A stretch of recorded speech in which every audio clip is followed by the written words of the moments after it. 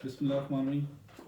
آج جس ٹاپک پہ ہم بات کریں گے اس کا تعلق پچھلے ہفتے کے ٹاپک سے ہے کہ ہم پہلے اپنے گھروں کو صحیح کریں، پھر ہم آگے چلیں کہ ہم نے ملک کو کیسے صحیح کرنا ہے۔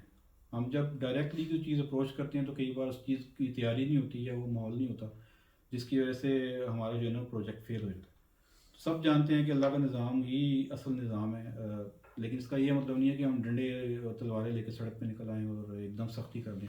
اس طریقے سے لوگ کیونکہ ذہنی طور پہ تیار نہیں ہیں تو ہم ایک دم سے ہی نہیں کریں گے، پہلے ہم اپنے گھر ٹھیک کریں گے اور پھر ہم آگے ملک کو اسٹیپ بائی اسٹیپ ٹھیک کریں گے۔ جو باتیں آج میں کروں گا یہ میری ذاتی رائے ہے، یہ کسی کے بتائے ہوئے معاملات نہیں ہیں، اس پہ کوئی مانے نہ مانے، میری طرف سے کوئی سختی نہیں ہے، ممانعت نہیں ہے۔ میرا کام صرف یہ ہے کہ ہم ایک پازیٹیو تھنکنگ کے ساتھ جو ہے نا ہم ایک پیغام کو آگے لے کے چلیں اور لوگوں کے ذہن میں پازیٹیولی کریٹ کریں، کیونکہ ہر وقت ٹی وی پہ بھی اور ہر محفلوں میں نیگیٹیوٹی بہت زیادہ ہے، شیطانیت بہت زیادہ ہے، لڑائی جھگڑے حرکت ہو رہے ہیں۔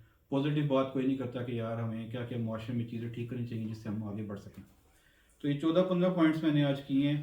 سب سے پہلی چیز جو بہت ہی زیادہ امپورٹنٹ ہے، جس سے یہ ویسے ہی آسان ہو جائے گا سارا کچھ کرنا، چونکہ ہمارے اسکولوں میں، کالجوں میں، یونیورسٹیز میں، ایون کہ دفتروں میں بھی صبح کے ٹائم نارملی پہلی میٹنگ ہوتی ہے، کہیں اسمبلی ہوتی ہے، کہیں پی ٹی ایکسرسائزز ہوتی ہیں اور یہ ہوتی ہیں، تو وہ بے شک جاری رکھی جائیں، وہ اس کا مسئلہ نہیں ہے، لیکن ذکر جو ہے نا وہ صبح ضرور کیا جائے۔ سب سے پہلے دفتر کے اوقات ہوں، اسکول کے ہوں، کالج کے ہوں، یونیورسٹی کے ہوں، وہ چاہے 5 منٹ کا ہو، 10 منٹ کا ہو، 15 منٹ کا ہو۔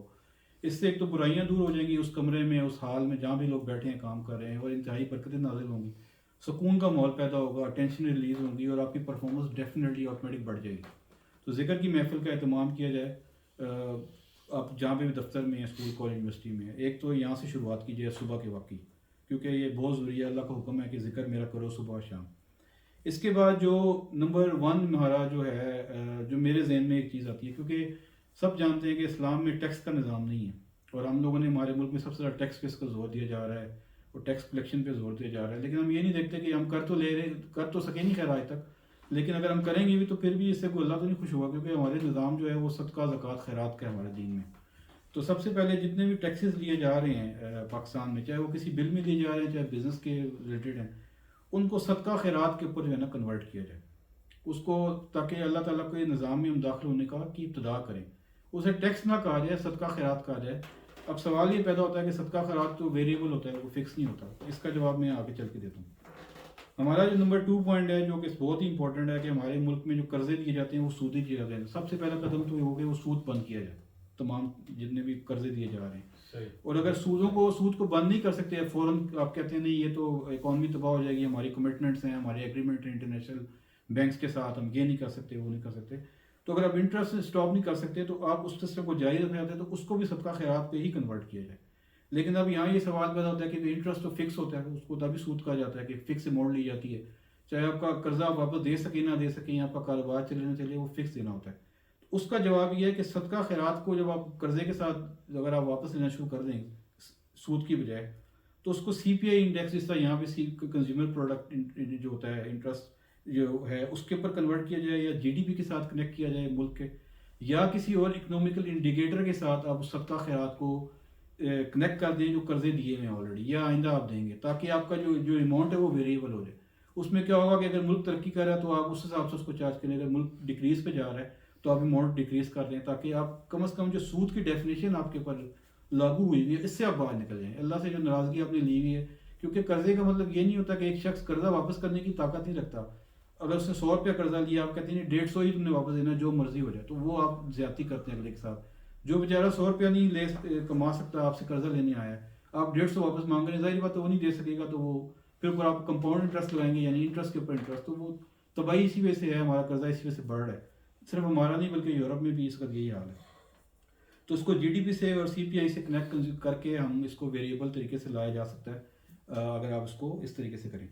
نمبر 3، اس وقت پاکستان کی آبادی اگر ہم ایزیوم کر لیں 25 کروڑ ہے، 24 ہے، 25 ہے، اگر ہم ہر شخص یعنی کہ پر پرسن 500 روپیز اس سے اگر ہم صدقہ خیرات کے طور پہ کلیکٹ کرنا شروع کر دیں، چاہے بلوں کے ذریعے کریں یا کچھ بھی کریں، کیونکہ ہر بندہ تو دے بھی نہیں سکے گا 500، تو یہ اگر 500 کے حساب سے بھی اگر 25 کروڑ کو ملٹی پلائی کریں تو یہ 1 کروڑ اور 25 ارب روپے بنتا ہے مہینے کا۔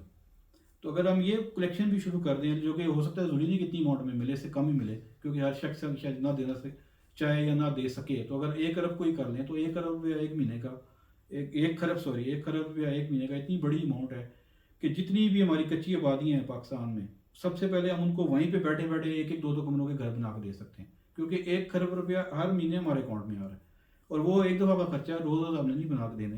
یا ہمارے پاس بلوچستان جیسی بہت بڑی زمین موجود ہے، ہم اس پہ نیا شہر بھی آباد کر سکتے ہیں۔ جتنی کچی آبادی ہیں اور جتنے ایسے مسائل ہیں جہاں پہ انلیگل طریقے سے لوگ آکوپائڈ ہیں، ان کو ہم وہاں پہ ٹرانسفر کر سکتے ہیں، اور نیا شہر نئی سہولتوں کے ساتھ، یعنی بہترین انٹرنیشنل لیول کا شہر بنایا جا سکتا ہے ان پیسوں سے، اور پراپر ایک ویلفیئر اسٹیٹ جو ہے نا کریٹ کی جا سکتی ہے۔ جب آپ ایک ایک دو دو، یا پھر آپ جو کچی آبادیاں آلریڈی موجود ہیں انہیں میں ایک ایک دو دو کمرے بنا کے پراپر طریقے سے اس کو ہائی لیول طریقے سے جو ہے نا لائف اسٹائل کو دیا جا سکتا ہے۔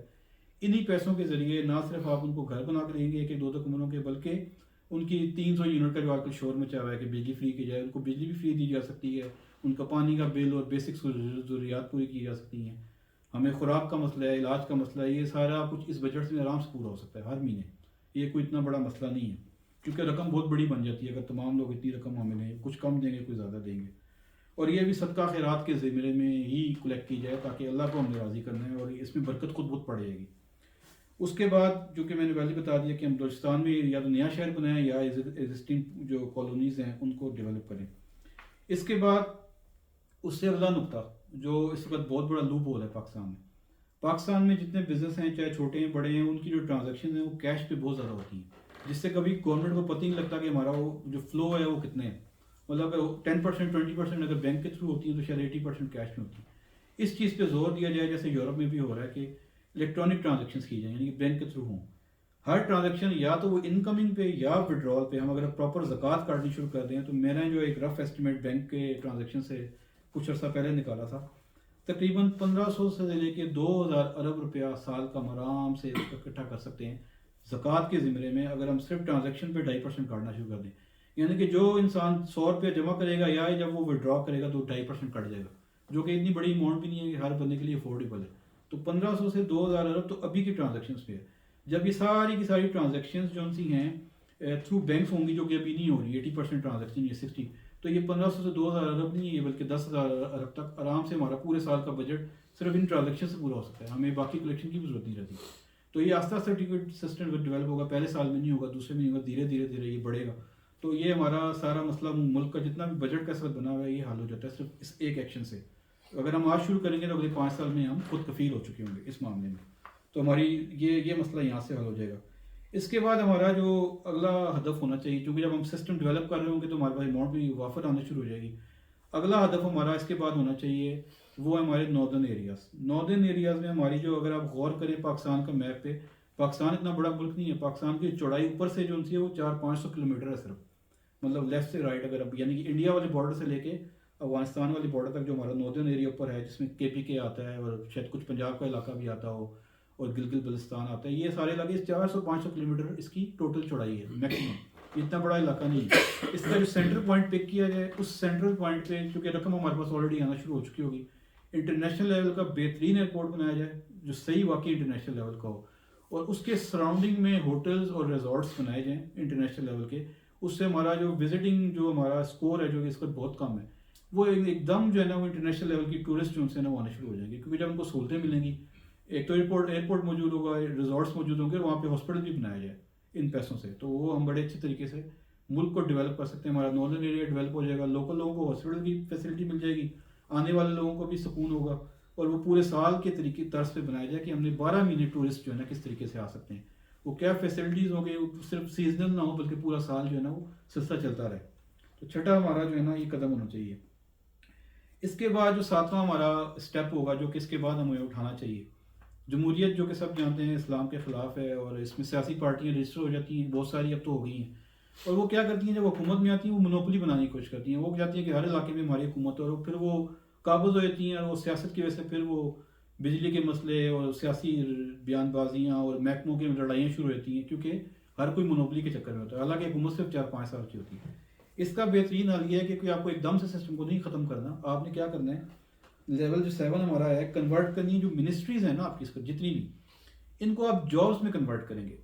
آئندہ آنے والے وقت میں الیکشن نہ ہو بلکہ یہ منسٹریز کی جابز اناؤنس ہو کہ جی فلاں منسٹری جو ہے وہ ساری ایمٹی ہو گئی ہیں، اب اس محکمے میں اگر جو بہترین لوگ ہیں جن کے پاس اس ریلیٹڈ ڈگری ہو، جیسے کوئی محکمہ ہے بجلی کا، تو الیکٹرک انجینئرنگ اس کی ریلیٹڈ فیلڈ بنتی ہے. جس نے ڈگری کی ہوئی ہو, اس کی محکمے کا بندہ ہو, یا ایٹ لیسٹ الیکٹریکل انجینئر ہو جس کا ایکسپیرینس ہو, کوئی ریلیونسی ہو, تو وہ اس جاب کے لیے اپلائی کر سکتا ہے. تو پورے پاکستان سے آپ کو بےتاشا اپلیکیشنز آ جائیں گی, کیونکہ بہت لوگ جاب لیس ہیں. تو اس منسٹری میں وہ بندہ جب آئے گا تو ایک تو میرٹ آٹومیٹک ڈکلیئر ہو جائے گا, اور وہ غیر سیاسی ہوگا, کیونکہ سیاسی جماعتوں والا نظام ہمیں ختم کرنا پڑے گا.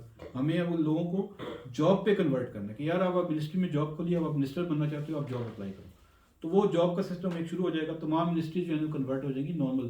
وہ اس طرح ہوگا کہ تمام لوگوں کو تنخواہ مل رہی ہے جیسے ایک ملازم ہوتا ہے, اور جب وہ ملازم کے طور پہ آئے گا تو ظاہر بات ہے پیچھے کوئی سیاسی جماعت بھی نہیں ہوگی. تو یہ لڑائی جھگڑا جو آپس میں چل رہا ہے ہمارے مختلف صوبوں میں, یہ ختم ہو جائے گا.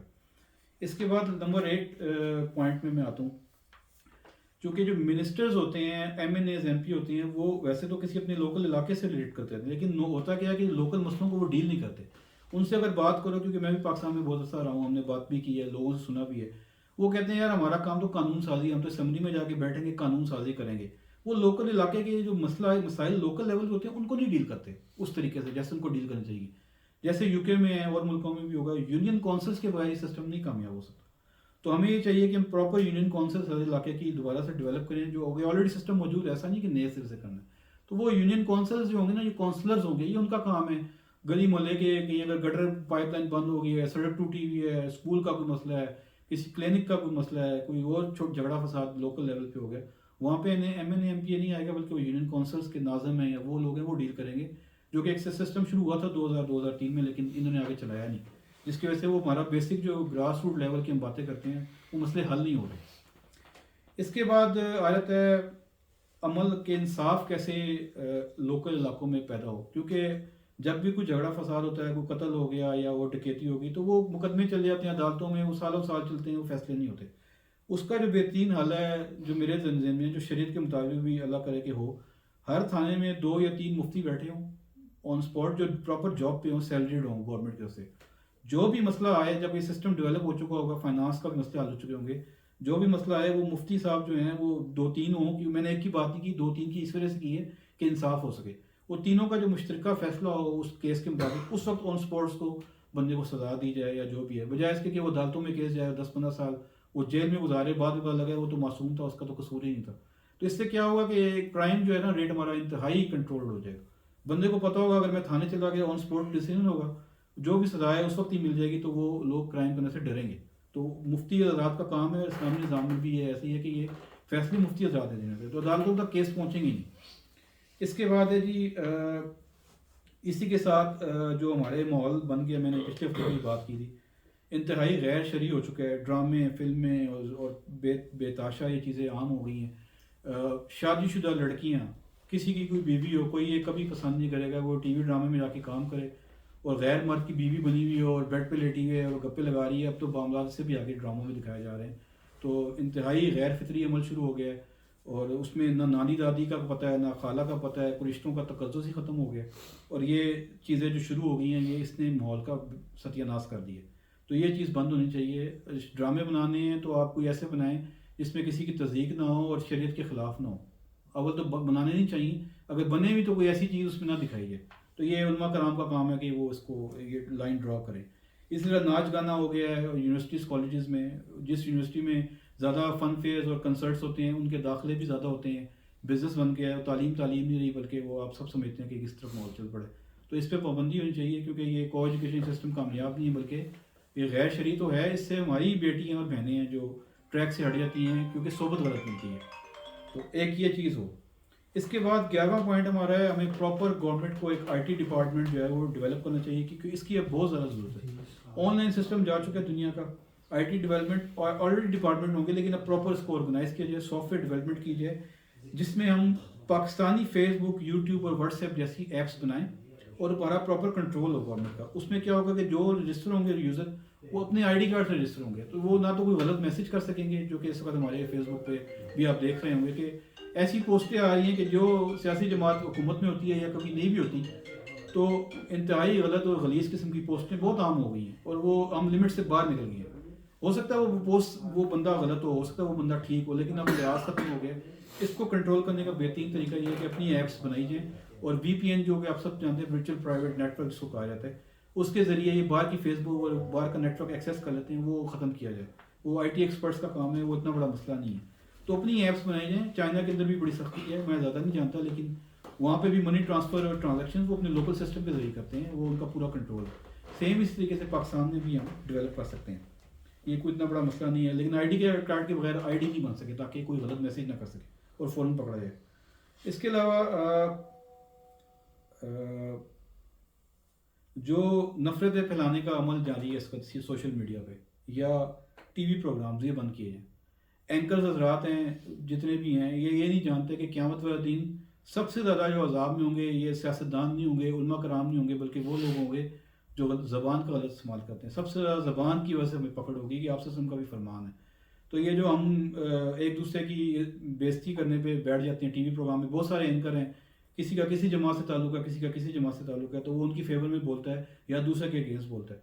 तो सारा दिन सिवाय नेगेटिविटी और शैतानियत फैलाने के अलावा कोई काम नहीं हो रहा। तो ये चीज़ें बिल्कुल बंद होनी चाहिए। ये कारोबार बन गया है, ये गलत है। हमारी कौम जो उनसी है वो गलत तरफ चल पड़ी है। ये सिस्टम बंद होना चाहिए। इसके बारे में जो है ना ये बहुत सख्ती होनी चाहिए, ये सिस्टम बंद हो। इससे जो है ना नफरतें फैल रही हैं, इससे प्रोडक्शन कोई नहीं हो रही। या तो ये TV वाले निकल जाएं सड़कों पे और लोगों के मसाइल पूछें और उस एरिया के रेलिवेंट MNA MPA को कांटेक्ट करें, उनको बताएं ये मसला इसको हल करो, या तो ये काम करें तो पॉजिटिविटी समझ आती है। नेगेटिविटी का ये मतलब नहीं है कि आप सिर्फ हर लोगों की बुराई ही करते रहें और खुद कोई काम ना करें। ये कल्चर जो हमें ख़त्म करना पड़ेगा। इसके बाद आ जाती है नेक्स्ट हमारा पॉइंट, वो है अदालतें। हमारी शरई अदालतें इतनी फ़ाल नहीं हैं, बल्कि हमारी नॉर्मल जो अदालतें हैं वो बहुत ज़्यादा फ़ाल हैं। तो उसकी वजह से शरई फैसले होते नहीं हैं, या होते हैं तो बहुत टाइम लग जाता है उसको फैसला करने में कि ये शरीयत के मुताबिक क्या हो और क्या ना हो।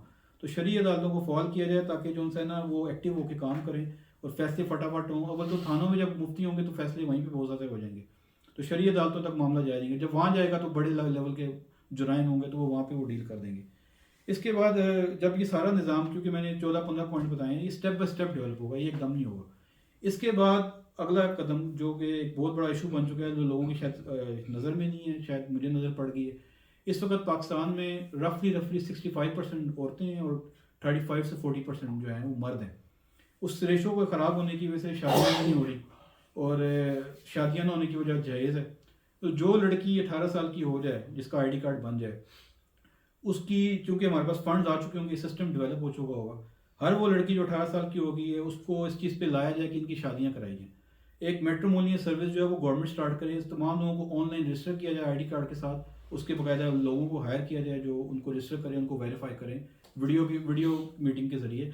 और जो लड़की 18 साल से हो जाए उसके बाद उसकी नान गुजारी वैसे तो शरीय लिहाज से शोर की होती भी है, लेकिन वो रिज़्क जो है अल्लाह ताला की तरफ से अता होता है, और वो आगे अपनी बीवी को उसने देना होता है, बच्चों को देना होता है। असल में ज़िम्मेदारी होती है, तो उनको रजिस्टर किया जाए। उनकी नाम से की ज़िम्मेदारी जो सी है वो 10,000, 15,000, 20,000 जो आजकल के हिसाब से है वो गवर्नमेंट पे करे। उस लड़की की वो पेमेंट स्टार्ट हो जाए, ताकि जो शोर उसको शादी करके लेके जाना चाहता है उसको ये खौफ ना हो कि हम खाएंगे कहाँ से। इसी वजह से शादियाँ नहीं हो रही, लोग खौफ का शिकार है, क्योंकि शैतान बहुत घुस गया। वो आपको सबसे पहले डराते हो गुर्बत और अफलास से, तो ये डर खौफ ख़त्म हो जाएगा और जहेज़ पे पाबंदी होगी तो वो शादियाँ जो उनसे करनी है वो इंतहाई आसान हो जाएंगी। तो ये जो बेरारवी माशरे में बन गई है, जिसमें बेहयाई और ये इंतहा पे चली गई चीज़ें, ये जब हम ये मैंने जो पीछे बयान किए हैं, इंटरनेट को हम कंट्रोल करें और शादियाँ करें, तो ये बहुत सारा हमारा माशरा जो है बड़ा क्लीन हो जाएगा ऑटोमेटिक। और ये जो शादियों वाला मामला है ये हल हो जाएगा।